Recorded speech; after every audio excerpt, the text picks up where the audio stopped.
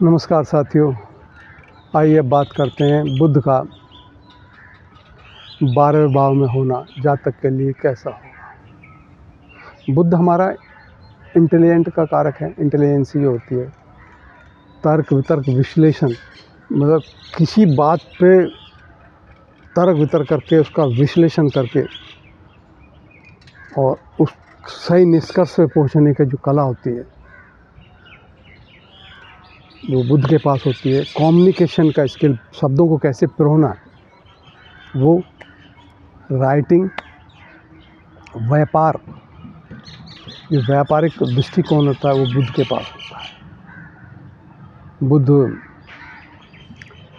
हंसी मजाक, जॉय का कारक भी है। एन्जॉयमेंट को भी शो करता है। ये छोटा बच्चा जो 12 साल का होता है उसके उम्र को शो करता है, उस तरह का व्यवहार को ये दिखाता है। और बुध जिस ग्रह के साथ होता है वो उन चीज़ों को एक्सेप्ट कर लेता है। बुध हमारी बुद्धि है, मतलब जैसे आपकी संगत होगी आपकी बुद्धि पर वैसा ही असर हो जाए, कहने का मतलब ये है।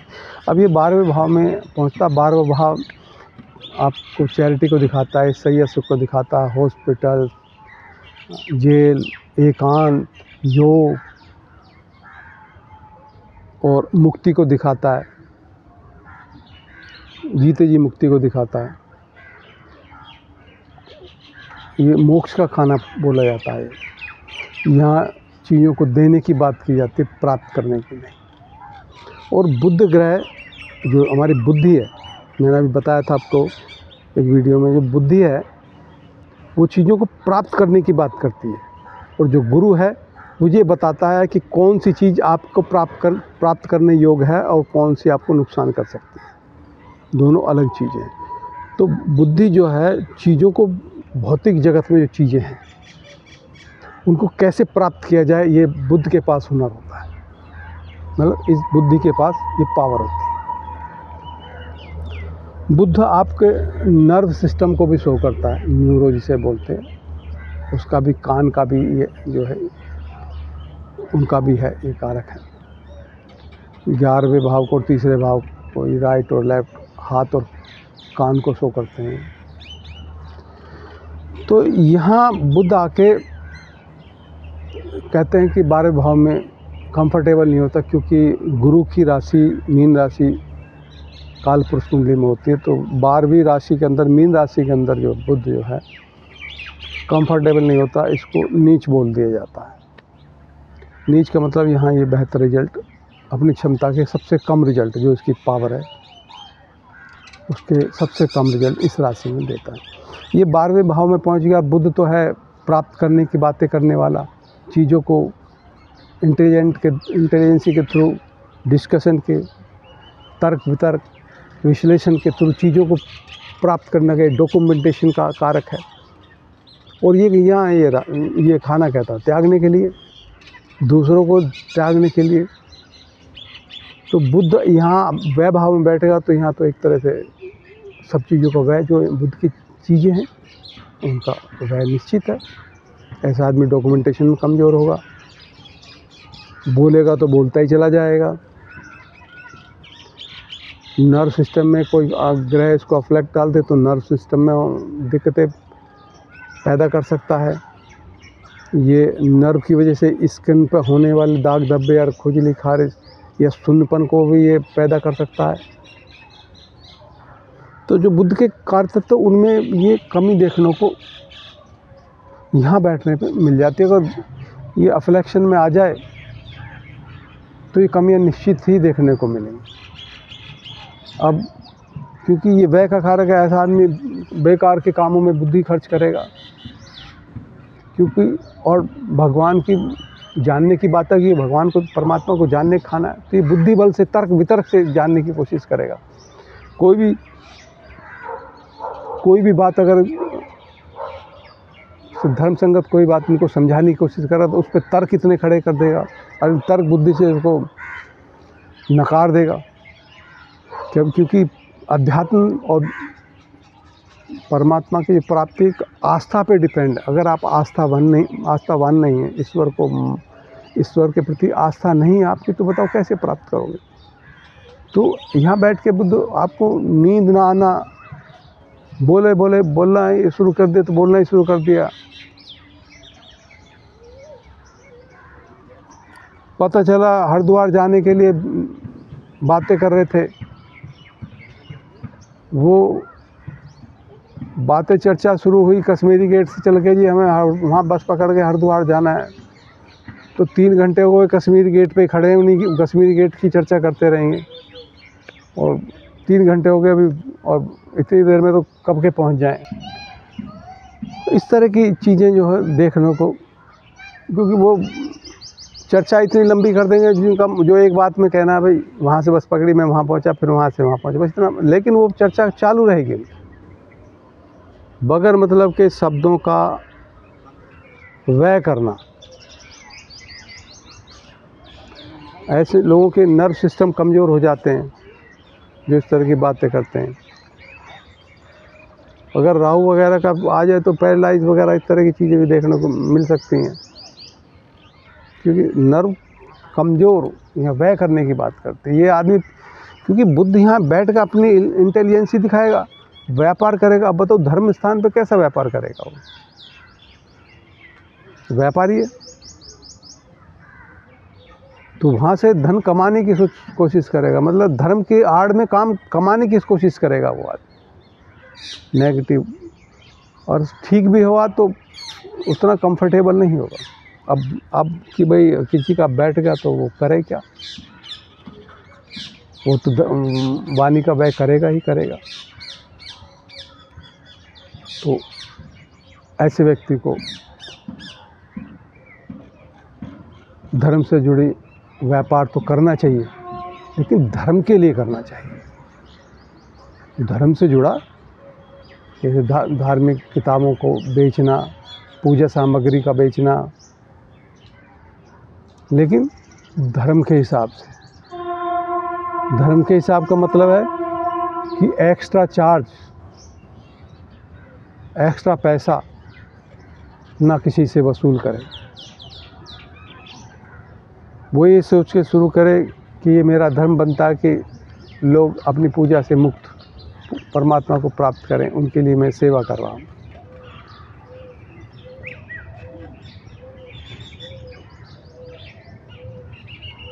कहीं भी अगर सत्संग वगैरह मिले वहाँ भजन गाइएगा, क्योंकि सब तो वह हो नहीं है, सब तो आप वह ही करोगे, तो क्यों ना भगवत चर्चा पर व्यय कर दिए जाए। जो व्यक्ति निरंतर इसका प्रयास करेगा,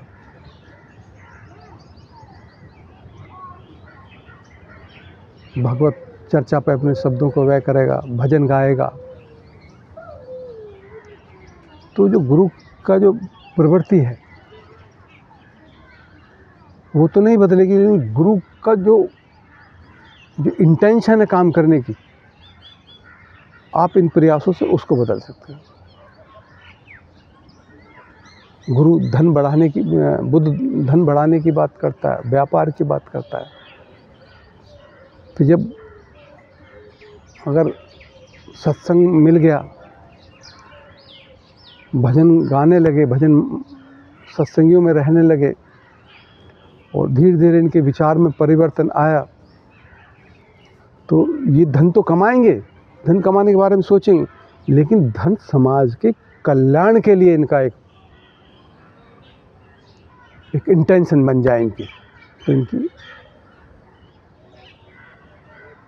जो बल्ले बल्ले समझिए आप। लेकिन ये ज्योतिषाचार्य के पास जाएंगे, उन्हें समझाएगा कि आप शब्दों का व्यय तो करोगे ही करोगे, नहीं तो वेस्ट का व्यय करोगे आप। तो क्यों ना आप सत्संग में जाइए, भजन कीजिए, कीर्तन कीजिए, उसमें अपने शब्दों का व्यय कीजिए। आप धर्म ग्रंथों को पढ़ने में अपनी बुद्धि लगाइए, धर्म ग्रंथों की चर्चा में अपना समय गुजारिए, क्योंकि थोड़ा सा भी अफ्लेक्ट हो गया यहाँ बुद्ध, तो सब इसको व्यापारी चीज़ें, तो सब इसके जुड़ी हुई चीज़ें जो हैं उनमें आपको नुकसान देखने को मिलेगा। क्योंकि बुद्ध छठे का मालिक है और तीसरे का काल पुरुष कुंडली में, वो दोनों ही काम के हैं, छठा काम क्रोध लोभ मद मात्सर्य है, क्रोध का है, ये सारे इनमें काम ऊर्जा है और वो धर्म स्थान पे पहुंच गई और 12वें खाने में पहुंच गई जो सारे विकारों को दूर करता है। जब बुद्ध के पास ये डिस्कशन की बुद्धि, चीज़ों को प्राप्त करने की बुद्धि, ये इन चीज़ों का व्यय हो जाएगा तो बुद्ध बचेगा क्या अपने आप में? बुद्ध तो कुछ नहीं बचा, बुद्ध कमज़ोर हो गया। और जब बुद्ध कमज़ोर हो जाएगा तो आप बताइए, मेमोरी वीक हो जाएगी, जो तर्क शक्ति है वो उतने अच्छे लेवल की यहाँ बचेगी ही नहीं। कुतर्क पे उतर जाओगे आप, कोई आपको समझाने की बात करेगा तो आप उसके कुतर्क करने लग जाओ उन चीज़ों। तो कहने का मतलब यह है कि भाई ज्योतिष ने तो बता दिया, आप वह करोगे, आप देखिएगा किस चीज़ पे वह करोगे। धर्म का खाना क्यों ना धर्म पे ही अपनी बुद्धि लगा दी जाए, धर्म की पढ़ाई क्यों ना कर दी जाए, शास्त्रों का अध्ययन क्यों ना कर दिया जाए, ज्योतिष का ही अध्ययन क्यों ना कर दिया जाए। तो आप अपनी बुद्धि का वह कीजिए, बुद्धि तो वह होगी। और भौतिक संसाधनों पर जब बुद्धि वह होती है तो बुद्धि छीन होती चली जाती है, क्योंकि ये खाना अध्यात्म का है। और आप बात करोगे भौतिकता की, वो मैच नहीं होगा यहाँ से एनर्जी। और ये अध्यात्म पर अपनी एनर्जी खर्च करोगे तो आपकी बुद्धि और बढ़िया, मेमोरी बहुत अच्छी। लेकिन जहाँ आपका स्वार्थ बुद्धि इसमें आ गया, विकार आ गए, 6 विकार आ गए, वहाँ ये विकार आते ही आपके सारी बुद्धियों, ये निरंतर आपको एक कहते हैं घर को रोज़ साफ करना है। इसमें बहुत ज़्यादा प्रयास करने की ज़रूरत होगी। इतनी आसानी से मैंने कह दिया और आपने मान लिया, ऐसा नहीं। जैसे घर को सुबह शाम साफ करते हैं ना, ऐसे ही स्वयं का अध्ययन करके, अपनी बुद्धि का अध्ययन करके, धर्म ग्रंथों का अध्ययन करके, गुरुजनों के प्रवचन, भजन गा के, तो यहाँ बुद्धि में वो कवर चढ़ाया जा सकता है, बुद्धि को उस फॉर्मेट में लाया जा सकता है। जो देने की बात करे, जो व्यापार करे तो देने के लिए करे कि मैं धन कमाऊँ फिर उसका इस्तेमाल करूँ, इस तरह। तो इसलिए जो शास्त्रीय लोग या जो ज्योतिष को जानते हो, ये बताते हैं कि भाई यहाँ 12वें भाव में जाके गुरु नीच का हो जाता है। तो मैंने उपाय भी आपको साथ बताए कि जो एनर्जी जहाँ पहुँच गई उसका वो काम चालू रहेगा। ये आपको तय करना, उस एनर्जी का उस खाने से जुड़ी हुई चीज़ों पे व्यय करना है, उन चीज़ों को लेके इस्तेमाल करना है, या नेगेटिव चीज़ों को करना है। यहाँ बुद्ध बैठ गया, आप बगैर मतलब की वाद विवाद करोगे, कोर्ट कचहरी, बीमार, लड़ाई झगड़े, उसमें आप एनर्जी को वेस्ट करते हो कुतर्क करके, या फिर सत्संग करके अपनी वाणी को जो है पावरफुल बना लोगे, उसकी वैल्यू बढ़ा लोगे, अपने जो माइंड है उसकी पावर को बढ़ा लोगे। ये आप पे डिपेंड करता है। तो दोस्तों, ये मेरा एक छोटा सा विश्लेषण बुध ग्रह के बारे में। आप कमेंट में लिखिएगा आपको ये मेरा विश्लेषण कैसा लगा। मेरे पास यहाँ कोई किताब नहीं है, मेरे यहाँ से आवाज़ आई और यहाँ से आज्ञा की ऊपर वाले ने, और मैंने आपको ये शब्द पिरो के आपके सामने प्रस्तुत कर दिए। आशा करता हूँ पसंद आएंगे। मेरे वीडियो को लाइक कीजिएगा, चैनल को सब्सक्राइब कीजिएगा। राम राम।